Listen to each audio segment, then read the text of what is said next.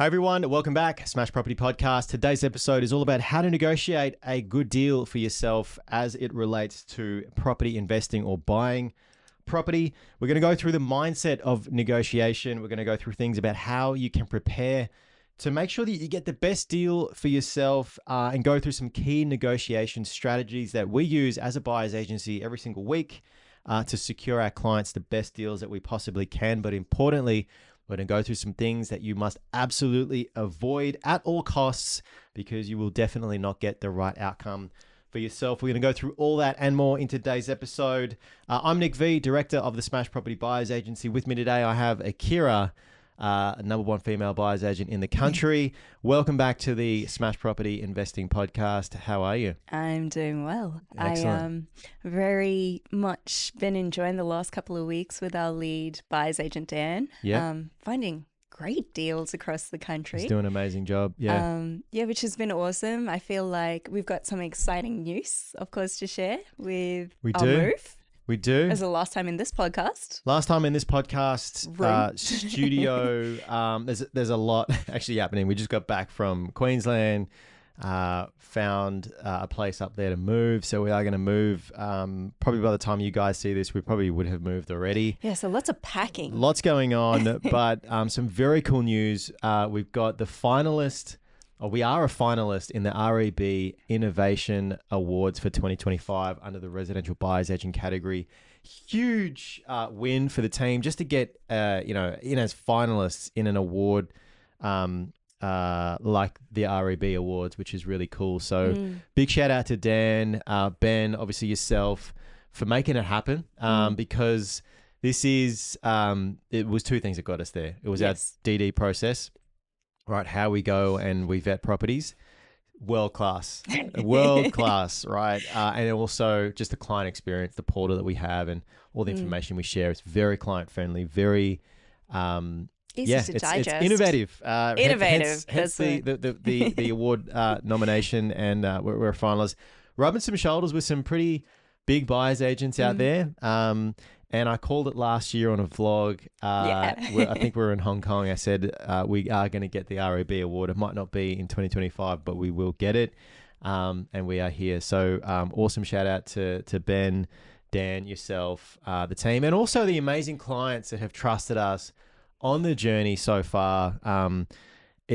We honestly, and I truly mean this, we have some amazing clients. I don't know what it is, like attracts like, but these are some great people. Actually, just to talk on that point too, like I'm feeling so grateful for the amount of clients that are building a relationship with us. They're just cool people. Just awesome, yeah. Whether it's content, I don't know, but like you said, the like-mindedness of the client vibes that we're getting, it's special. Yeah, so shout out to all the amazing clients that have come through recently and past and future as well. If you get some value out of the episode, appreciate it. If you could like the video, consider subscribing if you haven't already. So we were just talking off camera about one of the recent deals that we have picked up in Brisbane for one of our clients who's buying multiple properties.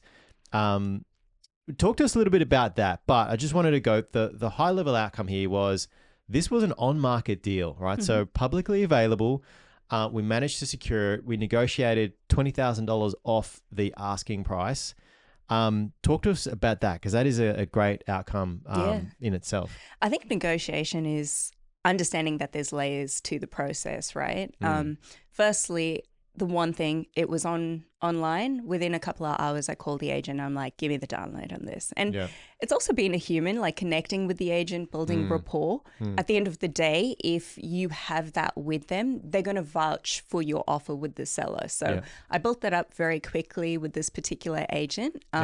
Obviously understanding what the reason for sale was. I think that was an important factor. This particular deal was a stress sale. There were a couple separating. So timeline was of the essence. So I think understanding the touch points enabled me to push forward and make sure we got the best outcome, making sure that we are more attractive than other buyers. Rather. Love that. So we've got speed, we've got treating them like a human, understanding why they're doing the thing that they're doing.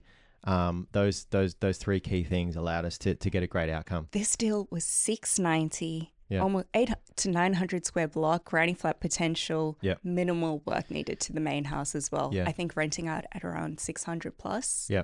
in a growth area. Yeah, exactly Killer right. deal. It's an amazing deal.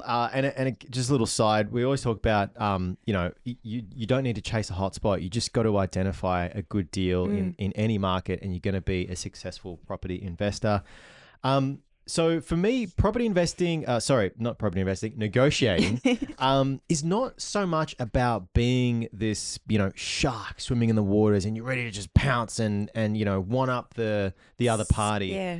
This is about how you position yourself, to the example that you just mentioned there, how you prepare as well, and just knowing the game, understanding what is happening in the region that you are operating in. So let's talk firstly about the mindset, right? So again, negotiation is not confrontation, right? I think a lot of people just confuse that with, I'm going to negotiate, then I've got to strong arm my way in, which almost always doesn't work. It is ultimately about problem solving. Like to your point then, why is the vendor selling the property, right? What does the agent think about that? How do we fit into that whole equation? Let's talk about how we can actually get a good outcome here. Tell us a bit more about mindset. I think actually wanted to touch on that and also add some dimension here. So when I first started as a property investor, like negotiation it wasn't easy. You just kind of go with the flow to figure out what the number is and work with the agent. But after doing it multiple times, I realized there's a bit of an art and a trick to this, to a degree, in how you download in terms of mindset. First thing I did was, this book helped me a lot, Never Split the Difference by Chris Voss. Yeah, it's a good one. Awesome because book, yeah. I think it's important to understand this is a skill. It's something that you can learn to do, and the more you do it, the better you'll get. Yep. So in terms of mindset, it's about tactical empathy, I think, personally. It's about understanding, that, as you said, to your point, there is someone trying to sell a property who wants the highest price possible, someone trying to buy a property who wants the lowest price possible. How do you find the balance within that and make sure that, the seller leaves happy with the outcome and your buyer walks away happy too with the win? So I think there's preparation, to your point. That's a key aspect in understanding, what it is about the property that is making it attractive to the buyer and to the market, and then playing on those touch points. So in terms of mindset, I think, just in summary, being prepared is key. Understanding how to communicate with the agent, because as I said, at the end of the day, if you get along well with them, sometimes it's not always the number.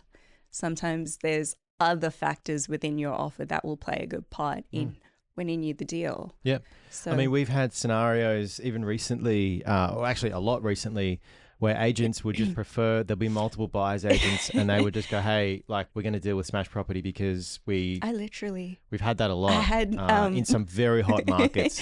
I think it is ultimately with the mindset, it is how do you create a win-win situation for both you and the seller and also the agent, whilst protecting your downside and the risk that you might have of overpaying, or whatever that might be. So that's when we talk about the positioning of the conversation, and where we've seen it. We might get into some examples later of where emotion can absolutely just kill a deal, like dead in the water. And so being able to stay detached from the transaction itself. Now, if you're using a buyer's agent, that's where you have the luxury. Sometimes, depending on how you are, we might have some examples of that too. Even though you are using a BA, you can get your emotions involved with it, as in the client. But it's important to stay detached from that, because, we've seen some very analytical people get, it just comes down to the wire, and you sort of, you have that sort of back and forward between the seller and the buyer. You're dealing with emotions. It's a hard process where someone's home is being sold sometimes, and there's a lot of emotion involved. There is a lot. So it is very difficult to stay detached, but it is important that you do, so we don't get tripped up. Key is abundance mindset. We have the luxury of knowing, there's multiple properties coming up. It's not always the last and final deal. Yeah. There's others. So I think we're very grateful in the sense of when we go into this, it's not thinking that you're in the loss. You're the one negotiating to win the property. Exactly. And again, this is the power of a good buyer's agent. Can even though we might have done all this work in DD and negotiating, being able to just go, no, we're pulling out of this deal, we're moving on. I love that. I love it too, because we're being paid to protect our client and to get them the best outcome, and sometimes that means we just got to walk away. Yeah. Right. And sometimes the client doesn't want to because whatever reason, but we can see where it's going and be able to pull out. I think is a powerful thing. So, the mindset of negotiation, super important. Now, you were just talking a little bit about preparation before you even negotiate. There's some critical things that I would encourage people out there to do, think, and get done before you even pick up the phone to speak to the agent. I love to have things like comparable sales in my pocket. In my pocket. Yeah, exactly. So I know, what is a reasonable comparison for the property that we're looking at. Understanding the market conditions too, because that's a big one. If you are in a buyer's versus a seller's market, there's very different ways in which you approach that. A lot of the country in the recent years has been a seller's market. So the seller has the luxury of an abundance of buyers. How do you stand out in that? So what do you think in terms of what do you like to prepare? I mean, you're a buyer's agent extraordinaire over here. How do you like to prepare? Before we negotiate. Yeah, for me, I think it's always important, to your point, having those comparable sales, having a look at what type of market it is, understanding, is it a multi-offer scenario or is it something where they're just presenting offers as they come up? Having things like understanding, what the actual state of the house is, in terms of, the building condition, quality in compared to other properties on market. I think also just doing a general DD, flood zone checks, things like, insurance, things like all the basic understandings of what the house presents to add value to it later down the track, what the rent might look like. Having this understood from the get-go is really important before you go to the agent to start negotiating. And then, as I said, knowing the press points for sale and what the seller is actually looking for. Those things will help you in the long run for formulate your offer as attractively as possible for the seller, and also having your offer concisely broken out for the agent. Your job is to make the agent's life to a degree as easy as possible so that they also want to work with you. I would sort of add to that, being clear on what your walkaway number really is. Yeah.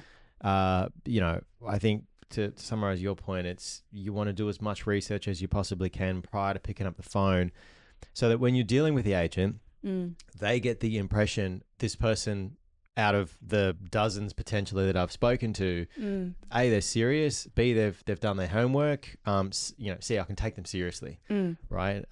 So knowing all of these things, it's just going to help you flow the conversation a little bit easier. It's going to position you probably head and shoulders above most buyers. And in your head, knowing, okay, if the price gets to here, I'm out the game, right? Knowing that, I think, is going to allow you to stay analytical with it and not get emotional. And I think before you do that, obviously have your pre-approvals in place. Yeah, please. Have everything done so you are ready, armed to sign the deal and get it going as and when it comes through. Really important. I think actually just touching on your point, it's very important to understand the process in which the property is being sold. Like I was saying, multi-offer is an interesting one where you place your offer. Sometimes they still have it on market for opens, and then you have to wait until, the finals of the opens to hear your outcome. I think just tactfully, what I always do, if I know there is an open happening, I hold off on placing my offer. And the reason for that is to understand how many people went through, get a little bit of a feel of, the interest that's there. So it's important to understand how the property is being sold. Yep. I think that's gold, that right there. let's sort of move into some negotiation strategies, because there's no one size fits all when it comes to negotiation. There is, a few ways in which we can tactfully move through that process. Because sometimes saying less is more, right? Sometimes saying more is more, right?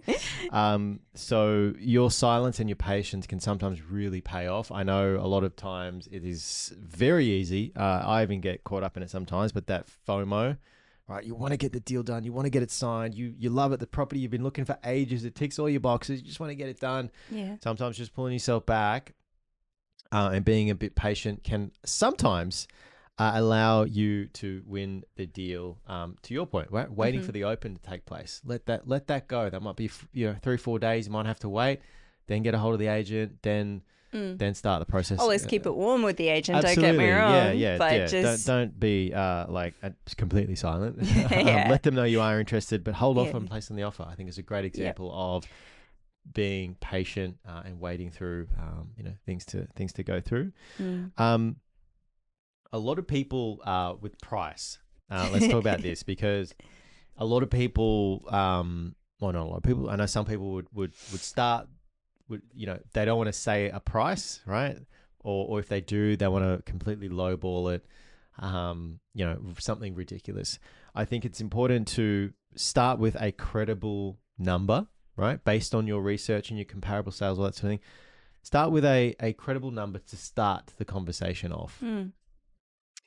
This is important, and I think you do this quite well, is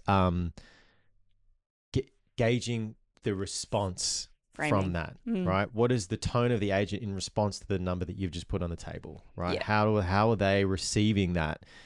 Gives you a very good understanding of where that sort of sits in the mind of the agent and what their discussions have been with the seller side about what the ideal price would be for sale, right? Very, very important, because this mentioning a number, it's too low, you've lost credibility, they're not going to take you seriously, it's going to be hard to recover from that. Too high, obviously, for the reasons we know, we don't want to overpay for a property, so you've got to find that sweet spot, and this is where doing that research and the DD, as we often say, is a really important part of the process. Exactly. And look, I think, to your point, you never want to lowball an offer and be laughed at, because then you're not going to be taken seriously. So it's important to find that right balance. But sometimes, though, some properties are on market for a long period of time. Now, in those particular circumstances, there might be a reason and more motivation for the sale. So if it is in fact not the seller's market and more so the buyer's market with that style of property, that's when you can find a little bit more push in price, importantly. So it's important, to your point, to do that DD to really understand where that property is specifically on its journey in its sale process. Absolutely. I think critical. I think a lot of people overlook how long it's been on market, although with the content we've been releasing, I think a lot of people are getting clued up to that sort of stuff.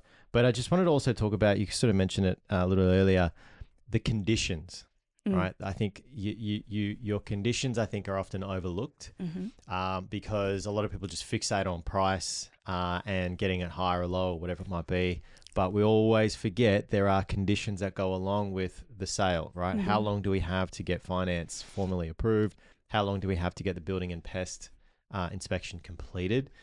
Or anything else, settlement timelines, right? We've had scenarios where a longer settlement is more favorable, scenarios where a shorter settlement is more favorable. So having that conversation, I think, to the deal that we got in Brisbane, really can speak volumes and save you as the buyer thousands of dollars, depending on what the conditions are. So don't ever sleep on how good your 7-day building and pest or your 7-day finance might be, or whatever it might be.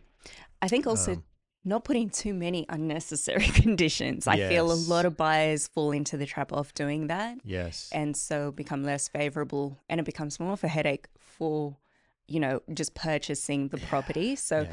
as much as it is important to protect yourself, really understand what is the reason for the clauses that And you even how have. it's worded. I know we, in the early days, as buyer's agents, we sort of fell into the trap of having these really long conditions, and it's very like, legalese type terms and all this sort of stuff. It's off-putting. It's important to protect yourself, absolutely, but just understand there's a person receiving it on the other end with probably multiple other offers. If yours is like a page long with all this crap in it, and your price isn't even that competitive, like forget it. You've just wasted all of your time. You've wasted Putting that theirs. clause together through chat Like, GPT, stop. ChatGPT is not your lawyer, all right? Like just calm down with that sort of stuff. Yeah, and have your team involved as well prior to putting the offer in. So if you're working with a broker and conveyancer, get them to run their eye over everything just to make sure things are nice and smooth. Once your deal gets accepted. Yeah, absolutely. Timing we've spoken about, but this is where you mentioned it quite well, waiting potentially for the open home to take place, and then you start putting your formal offer in, or maybe the property's gone to auction and it didn't sell at auction. So then swooping in not long after the auction to speak with the agent and see what the aftermath is looking like. Also, timeliness is key. I've had scenarios where, we had a family friend actually, where there was another offer. However, that person was sleeping on the contract. They'd received it and not signed it for over 2 days. Yeah. If you're going to be doing that, sitting, waiting, thinking, even though you know you want it, you're going to fall behind. I think that is a great bit of advice there, guys, is... Yeah, you sleep on a deal, by all means, you've got to think about it, right? You've got to do that. But if you've done all of the right research up front, like we said, prior to talking to the agent, you should know that the deal is one that you want or one that you don't want, right? So to your point then, get in, do it, don't wait, right? Yeah. And I mean, depending on the state as well, there's cooling off periods that you can lean on. State dependent, so be careful of course. with that. So conscious to say as well, again, speak with your team, work with your team before you formalize offers, just so that you're on the front foot with preparedness. Yeah. I think also one of the ones that we probably get a bit more of a front row seat to than most buyers, obviously being a buyer's agent, is just being able to read the agent, right? We're obviously speaking to a lot of agents through the day, right? So some agents, they're going to be bluffing you. Absolutely. They're going to try to. Some agents are going to be desperate and they're going to be trying to hide that desperation to sell the property. Some agents might be under pressure because they just haven't met their sales target, right? So just knowing that and being able to read, people in that scenario, I think emotional intelligence is critical. It's a hard one to do. You kind of got to, I think you got to have reps with it. Yeah. But important skill it's a skill that you can craft quite quickly if you're on the phones quite a lot. To get good outcomes. And I think it's just remembering as well, the selling agent wants the best outcome for the seller. Yeah. Right? They ain't working for you. They're working for the seller. Exactly. They're getting paid by the seller. So don't always take it with a grain of salt. Like it's nothing that's trying to be offensive to you. So have that in the back of your mind always when you're speaking with them, and work with them so that, they take you more favorably as opposed to other buyers. Yeah. Let's talk about some common mistakes to avoid. Now, we obviously, I've mentioned millions of times now, we are buyers agents, right? So, we have, pushed boundaries with agents. We sometimes get clients who think they know about, the area and the negotiation and what we should or shouldn't do.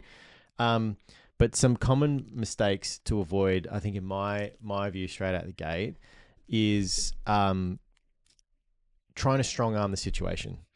Right. For some reason, and there's a time and a place for a time limit to your negotiation. Offers valid for 24 hours or 48 hours. Like sometimes that's good. In a seller's market, that's not going to really work because they're just going to go, well, screw you. You can take your offer somewhere else. I've got 10 others on the table here, right? Offer's only valid till 6 p.m. tomorrow. Or if they haven't responded in 24 hours, pull the offer. They're taking their time. get your ego out of the game, right? I think that's the key word, ego. Yeah. Allowing that to drive your negotiation is going to put you to the back of the line all the time. 100%. Hence why I say this book is really classic to read, because I think it's important always to keep your emotions in check with this process, because as I said, it is a highly emotional process with the seller's side. The last thing you want to do is make erratic, irrational kind of decisions that complicate things unnecessarily. We've seen some great deals been thrown away by some very silly people, and missed it by a couple thousand bucks, right? Or because you wanted to pull out because of they didn't get back to you in a specific time. It's just idiotic, and it's ego driving that silly decision. Over revealing your budget, I think, is another key mistake that people can make in dealing with the agent. Again, they're not working for you, right? They're working for the seller. So I think we do have to talk numbers, but we don't need to be overly open about what range our is actual good. budget is. Range is always good. So yeah, being careful with that. And I think another one is believing the agent's story without completely verifying everything they're talking about. Remember, and you can't though. A degree. You can't. But again, this is where it comes back to being able to read the room, read the person, have emotional intelligence, take things with a grain of salt, right? They ain't your friend. You don't know them. Take the information, but maybe don't fully buy into it without properly verifying the things that you can, and taking with a grain of salt the things that you can't verify. There was another, I was going to mention something as well in terms of mistake, that people, I guess, would it be something like when you're going through the process is convoluting and complicating things in the sense of not having your offer ready to go? Actually, this was it. We haven't really spoken about building and pest. I thought that was Now building and pest is a great it's a good one. tool in some circumstances to be able to further negotiate on the terms and the final sale price of the property. There are scenarios where you are able to potentially reduce the sale price of the property by several $1,000s, sometimes a lot more, depending on what's come up or flagged in the building and pest report. But just know the seller's not obligated to completely discount price, number one. The seller's not obligated to fix anything. The seller's within their full rights to say no, right? Not changing anything, not fixing anything. That's the property. That's the price. Up to you whether you buy it or not. I think some people sort of fall into the trap of thinking, oh, great, this is, I'm going to be able to get, 10, 20, 30, 40, $50,000 off here. Sometimes you can, but also just know that sometimes you can't, right? So the building and pest is a great tool. The tool doesn't always work though, depending on the scenario, particularly if you are in a very hot market with other offers on the table. Sometimes there's cash offers on the table, no terms, right? No building and pest, no nothing. Yeah. And that will just swoop the deal off the table. So Correct. Use it, but use it wisely. And this is where not, I guess, bull rushing the agent with a whole bunch of things, tens of thousands of dollars worth of things that you want to get fixed to the property. Tactfully speaking with the agent, managing, temperature gauging how the seller might receive the things that's on the report, having it formally submitted by the conveyancer or the solicitor to the seller's side. And making sure that your reasoning is justified with potentially actual quotes to get things fixed and done. So it's probably one of the most sensitive times of the negotiation because it can absolutely fall apart even though you've done all this work to get there. So using it tactfully. I will say in the real estate market as of current with, of course, more and more buyer's agents, what I have noticed, of course, speaking to different agents and understanding what's going on, I know there is a lot of buyer's agents that overprice their offer with the intent to come down and building and pest. Now, again, to your point, the seller doesn't have to accept it. So often they will say, no, take a hike. I'm not going to go. I'll just go with the next best offer.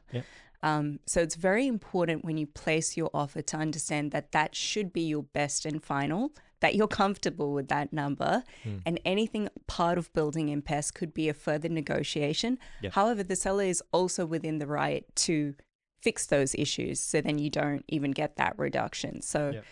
yeah, being very mindful of what to expect in that process as well for B&P. Huge part of the game, the building and pest process. So for just to sort of round out here, we've got negotiation is about preparation. It's about being patient. It's about positioning yourself in the scenario that you're looking at. Don't celebrate too early. Don't fall in love with the deal until everything is signed and ideally settled and it is within your possession. But if you don't negotiate properly, you're potentially leaving tens of thousands of dollars on the table. And I think the most important thing with property investing, a lot of people say, is you make money on the way in. You make money buying the property. So buying the property at the right price is going to set up that compounding effect later down the line. The longer you hold the property, the more equity you're going to get out of it, which is ultimately why we're all doing this, right? So negotiation, huge part of the property investing journey. It needs to be mastered in order for you to maximize the gains for yourself. So I think if people are out there and they've been looking, searching for ages, maybe you've spoke with tons of agents and you're not getting anywhere. This is where buyers agents like ourselves really do shine and can get people amazing deals at amazing prices in amazing markets. So if you're out there and you want help buying your own investment property, and actually not buying one property, but building a multi-property portfolio, this is what Akira, myself, Dan, and the team specialize in. So hit the link below if you want to organize a chat. It doesn't cost you a cent. All you need to do is find a time that suits you. We'll walk you through what your options are. And if we can't help you, we'll tell you, hey, we can't help you. Sorry, this is not going to work. So we won't take you on as a client unless we know we can absolutely help you and your situation out. But I think that's all we got time for today's episode. There was a lot that we kind of covered with that, and there's probably just in my head there might be a few follow-up podcasts we can do just on this topic alone. I love this topic. Actually, there's a lot to it. The more we talked about it, the more kind of layers they were in it. What I think might be actually good is actually going through some of the actual deals that we've done and just going, hey, this was asking price, this is what we negotiated it to, this is what it's valued now, just so people can kind of see the power of negotiation in the long run. But that's all we have time for today. Thanks to Akira for joining us. Thanks everyone out there for all the support. Once again, if you got some value out of the video, appreciate it if you could like the video and consider subscribing. Until next time, thank you so much for watching. I'm Nick V. This is Akira, West Smash Property. Catch you soon.